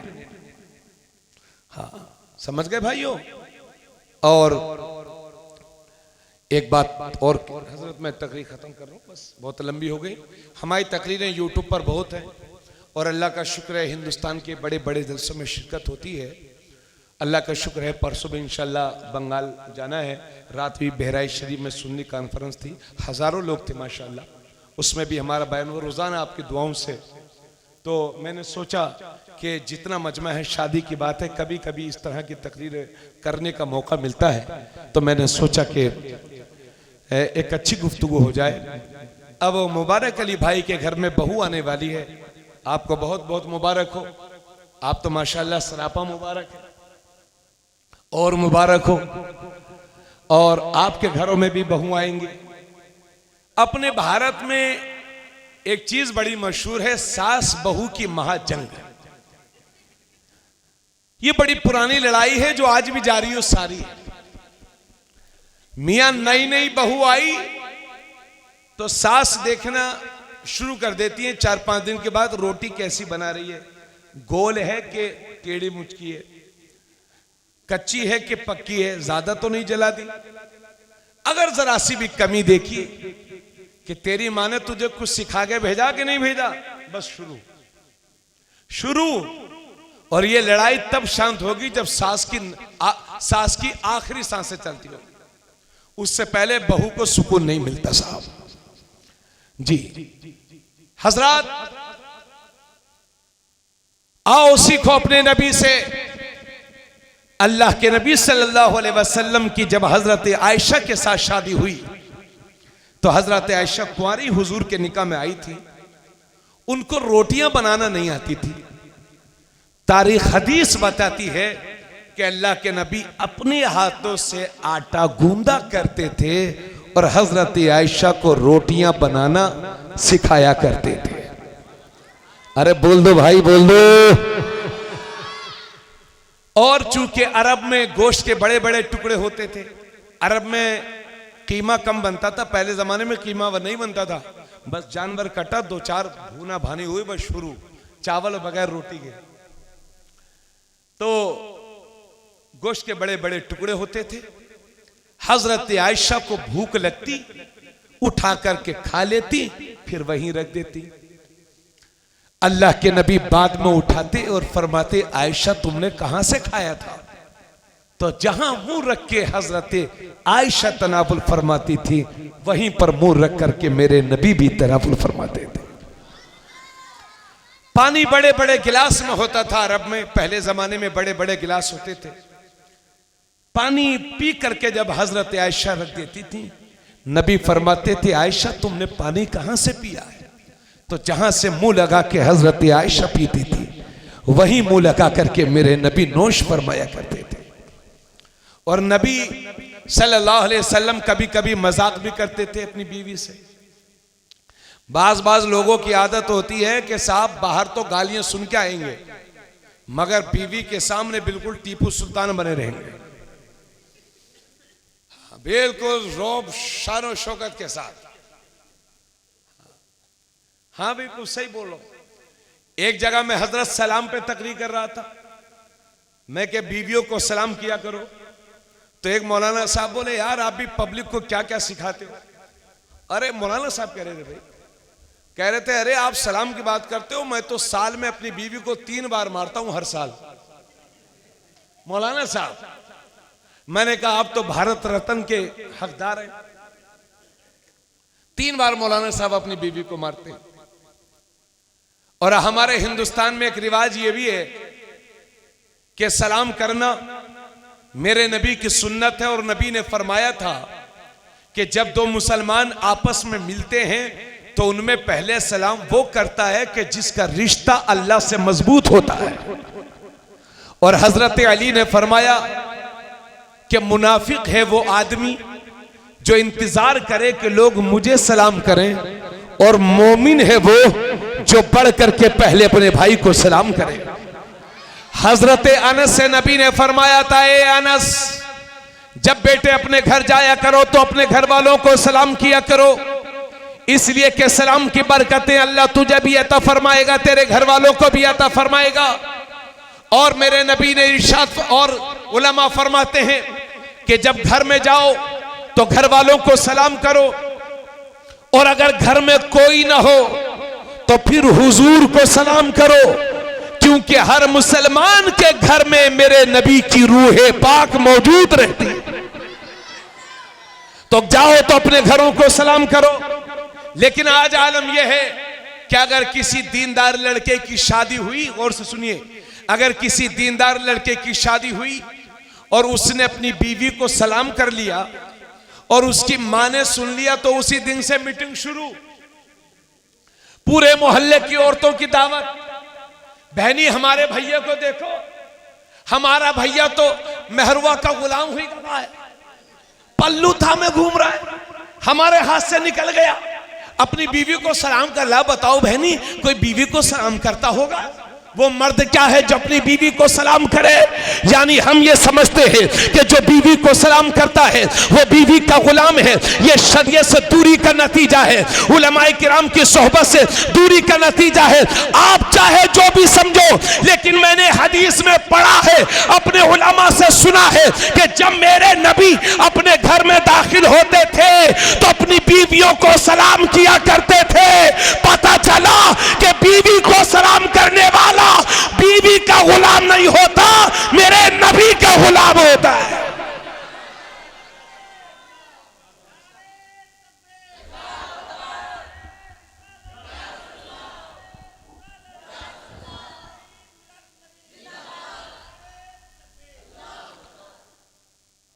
तो भाइयों, नारा तो लग गया, मगर ये बताइए जाके सलाम करोगे भी कि नहीं? बाज लोगों की शादी को 40 साल हो गए होंगे, हजरत कह रहे होंगे मन में मौलाना साहब क्यों झुकवा दे रहे हो हम लोगों को? आज तक ना ही झुके। तो आज पहले दिन जाओगे तो थोड़ी शर्म भी लगेगी और हो सकता है कि बीवी बेगम डर भी जाए। आप कहेंगे अस्सलाम वालेकुम, वो समझेंगी कि ये गुड्डू के पापा तो है नहीं, क्योंकि उन्होंने तो कभी सलामी ना ही किया। तो आपको कहना बेगम जलसे से आ रहा हूं, मौलाना साहब ने बताया कि बेगम को सलाम करना नबी की सुन्नत है। मुआशरे में दीनी मिजाज पैदा करो। घर जाओ तो अपनी बीवी बच्चों को सलाम करो। मेरी छोटी सी बच्ची 3.5 साल की सो के उठती है, मैं घर जाता हूं, अपनी बच्चियों को, छोटी छोटी बच्चियों को सलाम करता हूं। अल्लाह के नबी जब बच्चों के पास से गुजरा करते थे तो बच्चों को सलाम किया करते थे। आप भी घर जाओ तो अपने घरों में अपनी बीवियों को सलाम करो, इससे मोहब्बतें बढ़ती हैं, घर में बेहतरी पैदा होती है। आप अपने वालिद साहब से सलाम किया करो। बाज माँ बाप इतने शर्माते हैं अब्बा और बेटे कि बेटा और बाप कभी सलाम दुआ ही नहीं करते। अरे भाई, जब मौलाना साहब सलाम के हकदार हैं तो आपके बाप आपके सलाम के हकदार क्यों नहीं है? सलाम किया करो अपने वालिद को। पीर साहबों के हाथ चूमते चूमते इतने बड़े हो गए, अपने माँ बाप के भी हाथ चूमा करो। तो मैं ये कह रहा था कि बाज लोग बीवियों से मजाक नहीं करते, जबकि हमारे नबी शरीयत सिखाते थे वो दुनिया को, शरीयत के दायरे में रहकर के बीवी से मजाक करना जायज है। जैसे कि अल्लाह के नबी एक जंग में तशरीफ, बस खत्म कर रहे हैं, परेशान नहीं, बस थोड़ी सी बात। असल में मैंने आपको थोड़ा सा जगह उगा करके मैंने सोचा आप लोग 2-4 बात इसी बहाने सुने, वरना मैं हंसाता नहीं हूं भाई, ज्यादा आज ज्यादा हो गया है। खैर, अल्लाह इसी बहाने आपके जहनों में हमारी बातें बैठ जाए। हाँ, बातें ही ऐसी हैं हजरत, ऐसी चल ही रहा है, क्या बताएं। अब एक वो बात भी याद आ रही मुझे, वो अब बताओ शादियों में कैसी कैसी रस्में हैं कि जब दूल्हा निकाह हो जाता है तो उसके बाद सलामी करने जाते हैं। सलामी के बाद जूता चुराई, जूता छुपाई, साली चुराती है जूता, और उस चोरी का पैसा, बताओ शहबाज भाई, कहीं चोरी करने के बाद पैसा मिलता है? यानी साली ने जिंदगी में कभी चोरी न की होगी, इस दामाद ने उसको चोर भी बना दिया। अरे भाई, ये जूता चुराई, ये सलामी, ये सब गैर मुस्लिमों की सोहबत की वजह से तुम्हारे समाज में राइज हो गया, वरना जूता छुपाई की रस्म इस्लाम में कोई हैसियत नहीं है। मत देना मुदस्सिर बाबू, आपको कुछ लगे अपनी बीवी के हाथ में दे देना, कि जिसको दिल करे दे दे। जूता छुपाई के नाम पर बोल देना जो जूता चुराएगा 1 रुपया नहीं दो। अगर साली जूता चुराने से नहीं शर्मा रही है तो आप बोलने से क्यों शर्मा रहे हो? हर बार बोलो, बताओ, पहले ही बता दो कि हमारा कोई जूता छुपाने चुराने की कोशिश ना करे। इस्लाम में इसकी कोई हैसियत नहीं है। और सलामी क्या चीज होती है? अरे भाई, सास आए सलाम दुआ कर ले, है ना, बस इतना काफी है। ये क्या पूरे रिश्तेदारों की जवान जवान औरतें और मियाँ दुल्हा मियाँ बैठे हैं, 2-4 लड़के बैठे हैं और मियाँ अपने हाथों से रसगुल्ले और मिठाई, यही सिखाया तुम्हारे नबी ने आपको? यही सिखाया इस्लाम में? और इस मेरी कौम को क्या हो गया हजरत, शहरों के तो इतने बुरे हाल हैं कि शादी हाल में 2 कुर्सी लगती हैं, एक पे मियाँ बैठते हैं और एक पे बीवी बैठती है और 1000 लोग खाना खाते हैं। साहब ये हाल है इस मुसलमान के। इस कौम पर अजाब नाज़िल ना होगा तो फिर और क्या होगा? पहले की औरतें अपनी बहू को 1 महीने 2 महीने तक किसी को दिखाती तक नहीं थी, और आज हम अपनी बहन बेटियों को शादी हाल में ले जाकर के उनकी गैरत का जनाजा निकालते हैं। यह है हमारे हाल। 70 तरह की रस्में हमने अपनी समाज पे थोप रखी हैं। खुदारा इन बुरी रस्मों से बाहर निकलो और शरीयत के निजाम को अपने घर में कायम करो। इंशाल्लाह फिर वो हंसी मजाक वाला वो मैं जिक्र कभी और कर दूंगा। अब मैं अपनी उन बहनों से कहना चाहूंगा, बस 2 मिनट की बात और है, जो अपने घरों में मेरी बातें सुन रही हैं। जिस तरह से शोहर के लिए जरूरी है कि अपनी बीवी का एहतराम करे, इसी तरह से औरतों के लिए भी अल्लाह के नबी ने फरमाया कि अगर अल्लाह के सिवा किसी को सजदा करना जायज होता तो मैं औरतों को हुक्म देता कि अपने शोहरों को सजदा करें।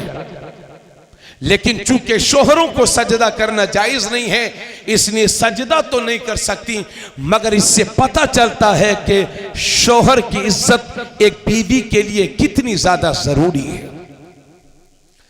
इस्लाम ने जहां शोहरों पर, औरतों पर शोहर का हक रखा है, वहीं हजरत गौर से सुनेंगे इस बात को, वहीं मर्दों पर भी हक रखा है औरतों का।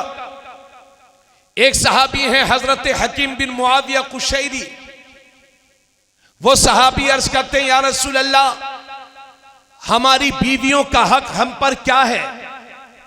तो नबी फरमाते हैं, ए मेरे सहाबी, तुम्हारी बीवियों का हक तुम पर यह है कि जैसा तुम खाओ वैसा उन्हें खिलाओ, और जैसा तुम पहनो वैसा उन्हें पहनाओ, और अगर किसी शरई जरूरत के तहत मारना पड़ जाए तो हुजूर फरमाते हैं अपनी बीवियों के चेहरों पर ना मारो और उनको गालियां ना दो, और घर के सिवा उन्हें कहीं तनहा छोड़ करके मत जाओ।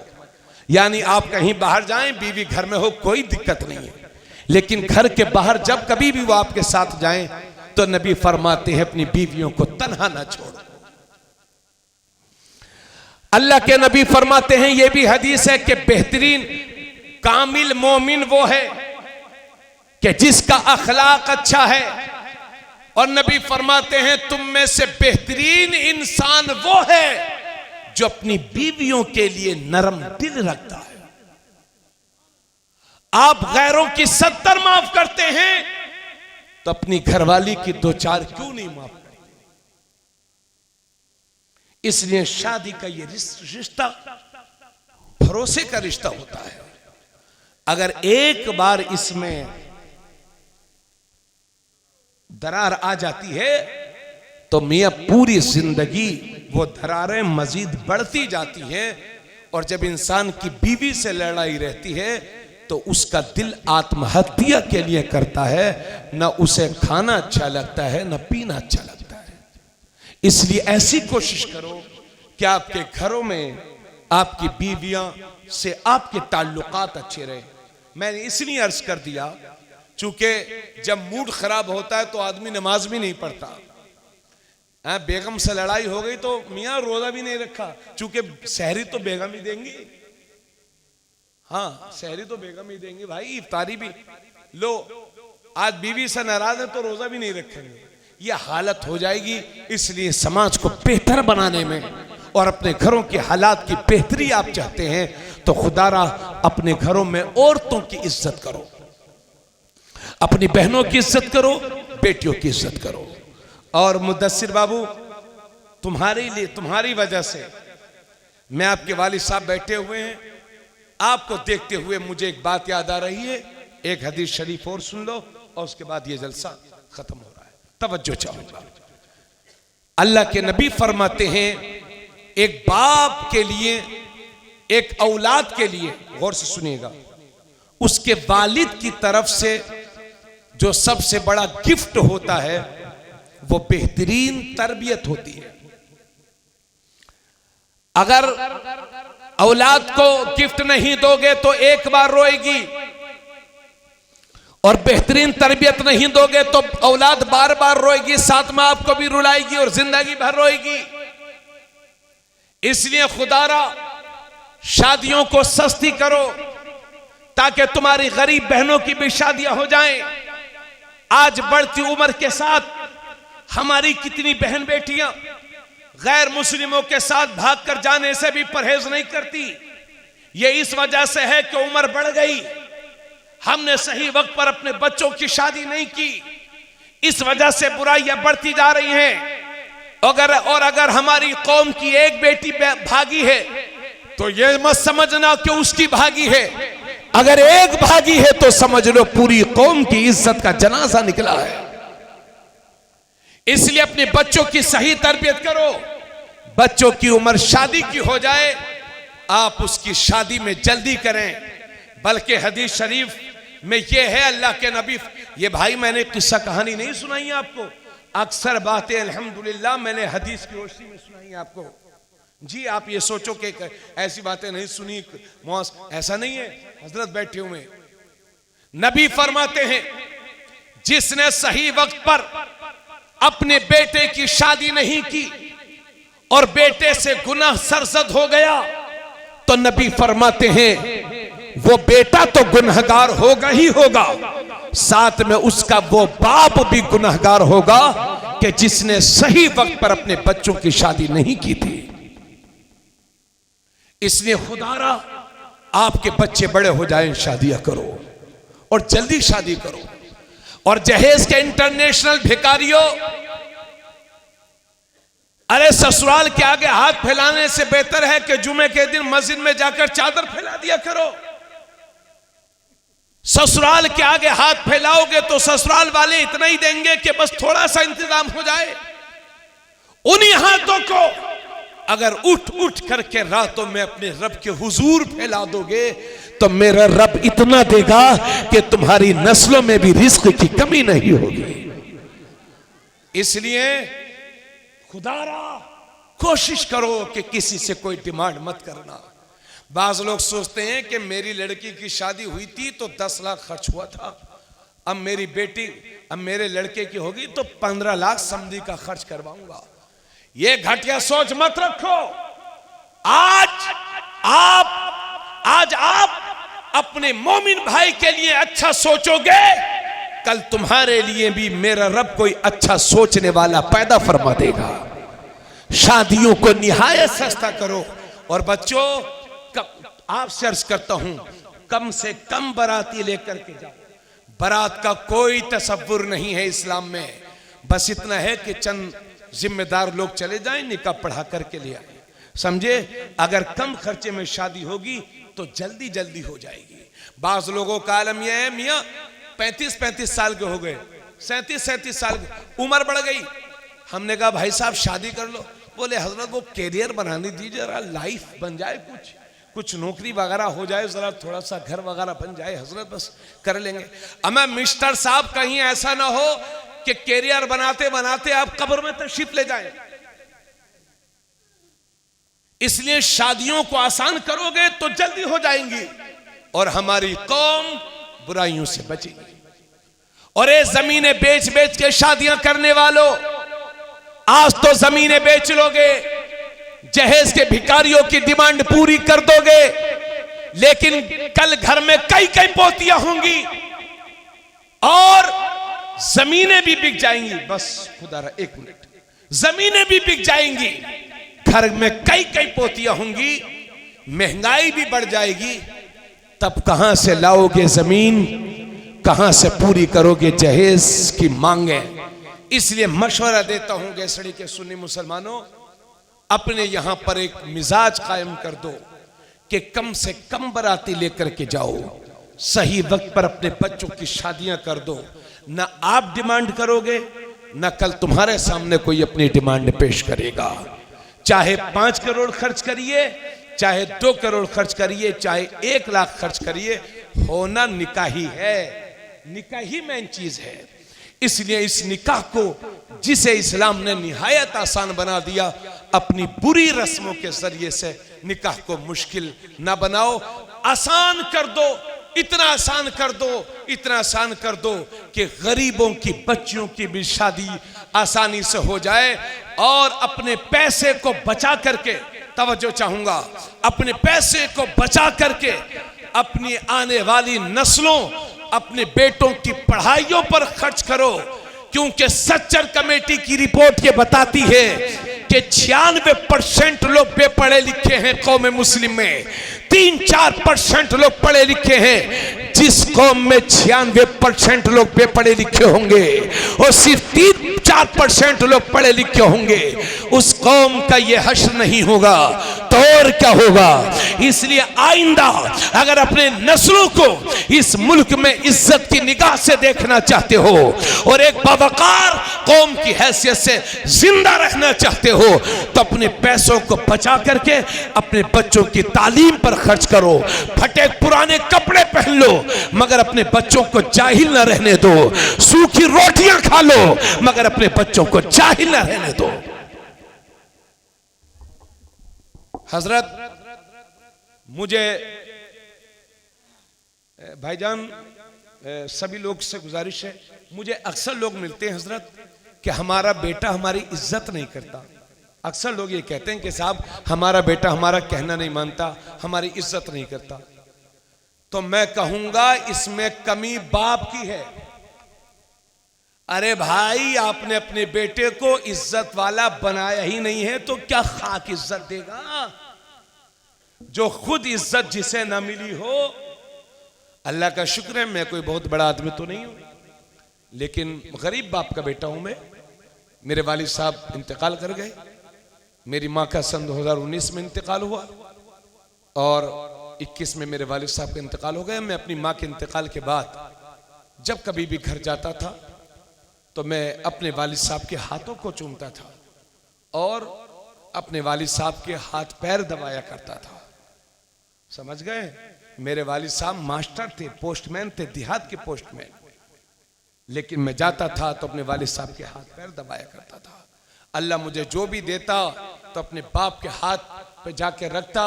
मेरे वालिद साहब मेरे जो अल्लाह मुझे देता, जब मैं उनके हाथ पे रखता तो उसे अपने आंखों से लगा के चूमा करते थे और दुआ देते थे, अल्लाह तेरे रिस्क में बरकत दे। आज लाखों रुपये हाथ में होते हैं मगर वो मजा नहीं मिलता जो बाप की जबान से दुआ सुनने में मिलता था। अल्लाह के नबी फरमाते हैं उसके रिस्क में कमी आ जाती है जो अपने माँ बाप के लिए रोजाना दुआ करना छोड़ देता है, और उसके रिस्क में इजाफा होता है जो अपने माँ बाप के लिए रोजाना दुआ करता है। अगर वो जिंदा हो तो उनकी लंबी उम्र की दुआ करो, और अगर वो दुनिया से चले गए हों तो उनकी बख्शिश की दुआ करो। समझे? आज अजीब आलम है, क्या कहूं। बस बाबू मुदस्सिर तुम्हारे हवाले से आपके वालिद साहब, अल्लाह दोनों बेटों को, आपकी पूरी फैमिली को सलामत रखे।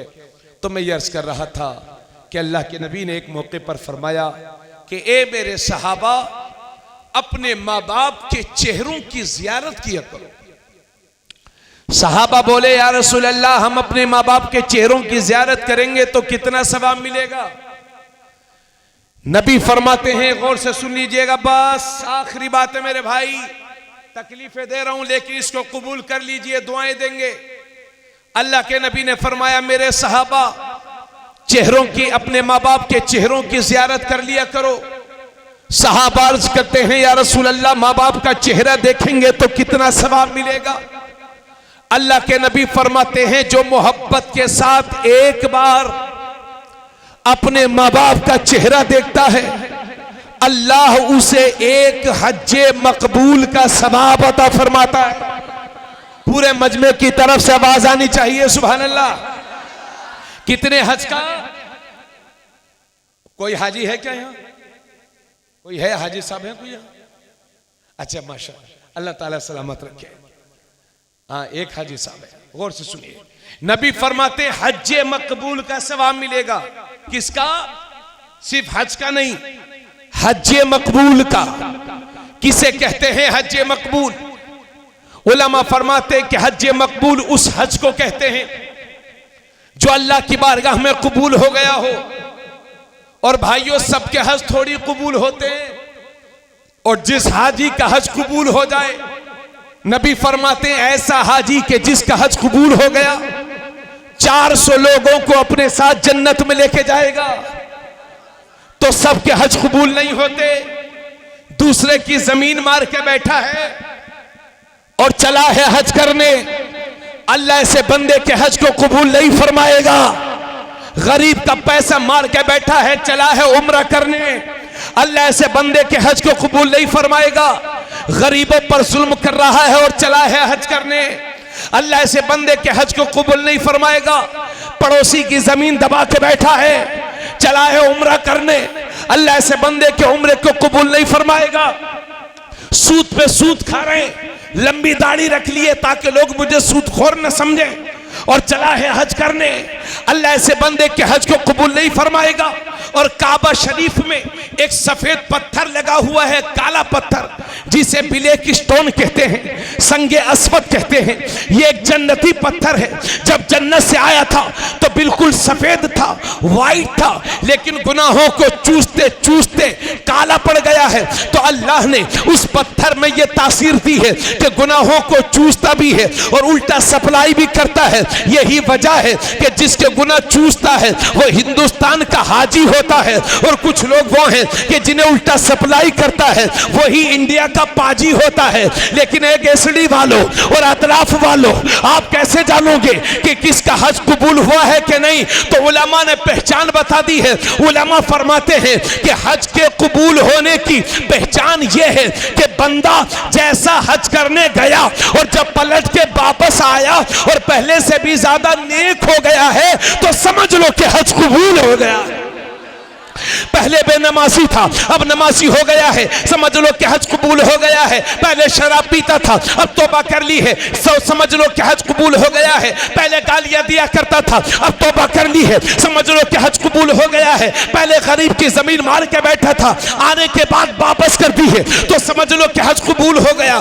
तो 4 लाख रुपया खर्च करने के बाद भी कोई गारंटी नहीं कि हज कबूल हुआ है कि नहीं। लेकिन नबी फरमाते हैं सिर्फ एक बार मोहब्बत के साथ, इताअत के साथ अपने माँ बाप का चेहरा देख लो तो अल्लाह एक हज मकबूल का सवाब अता फरमाएगा। इतने में एक सहाबी खड़े हो गए और अर्ज करते हैं, या रसूल अल्लाह, अगर कोई एक दिन में 100 बार अपने माँ बाप का चेहरा देखे तो कितना सवाब? तो नबी फरमाते हैं अल्लाह उसे 100 हज मकबूल का सवाब अता फरमाएगा। जरा नारा लगाओ एक साथ।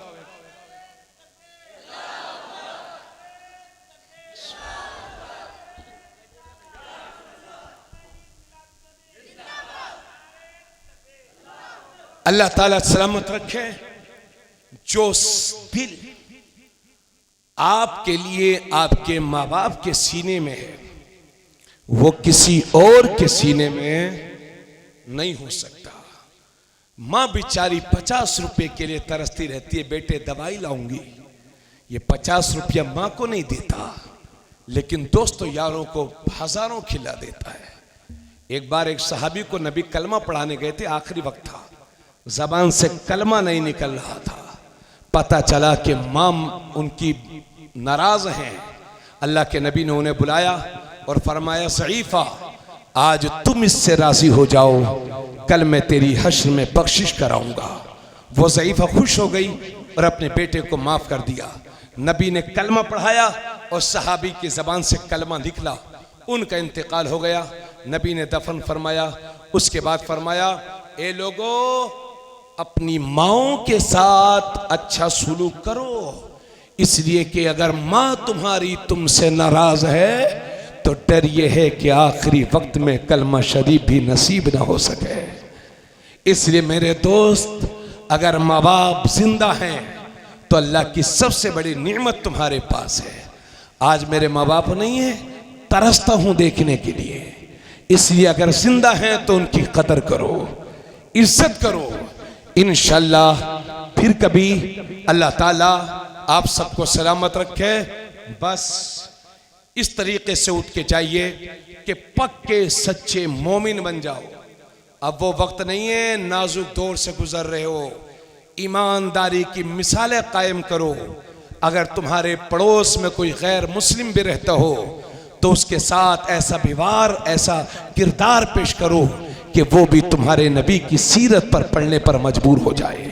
नबी की सुन्नतों के मुताबिक शादियां करो, नबी की सुन्नतों के मुताबिक खाओ पियो, और ईमान के साथ दुनिया से रुखसत होने की हमेशा दुआ किया करो। नमाज पंजगाना जो ईमान के बाद सबसे बड़ा फरीज़ा है, 5 वक्त नमाज के आदी हो जाओ, क्योंकि कुफ्र और इस्लाम के दरमियान सबसे बड़ा फर्क नमाज का है। ये जिंदगियां दोबारा न मिलेंगी, मालूम नहीं कब किसकी जिंदगी की शाम हो जाए।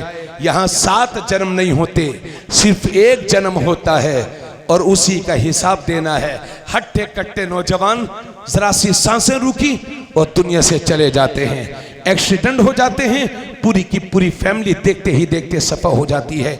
इसलिए डर मेरे भाई अल्लाह से, झूठ अपने लोगों के साथ बुरे किरदार न पेश करो, हलाल खाओ, सच बोलो, नमाज पढ़ो, ईमानदारी की मिसालें कायम कर दो, घमंड से बचो, तकब्बुर से बचो और मोमिन बन के दुनिया से जाओ कि मोहम्मद से वफा तूने तो हम तेरे हैं, ये जहां चीज है क्या लोहो कलम तेरे हैं, वमा अलैना इल्लल बलाग। अस्सलामु अलैकुम व रहमतुल्लाहि व बरकातुहू।